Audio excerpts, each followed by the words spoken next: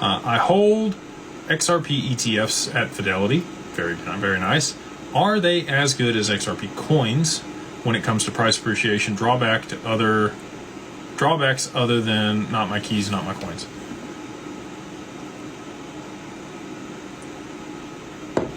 Well,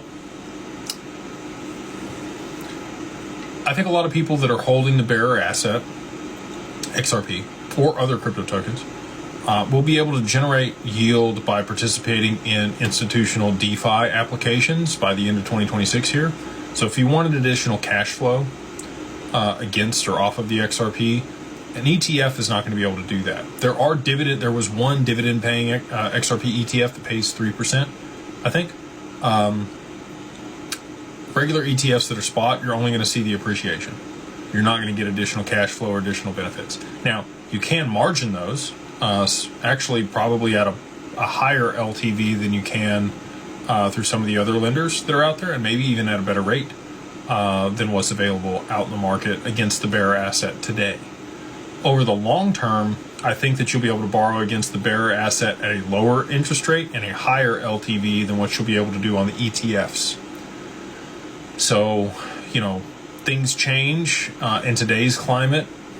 Seems like a great allocation if you're just looking for price appreciation. Again, I think that that's probably also, one more tick down the risk curve than holding the actual asset. So like Evernorth is a couple ticks up the risk curve because it's a DAT. An XRP ETF is probably a lower risk option to be able to get an allocation to XRP versus holding the bearer asset itself. Now, less risk, less return, more risk, more return is kind of how that works, right?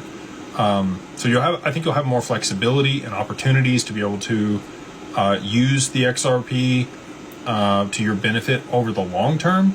But the ETF is going to give you a 1-to-1 price appreciation. They hold a certain amount of XRP per share of the ETF. If they have to do a stock split over the long term on the ETF, they could, or they could just tokenize it and people could own 1,000th of a share, later on, like I think they probably will.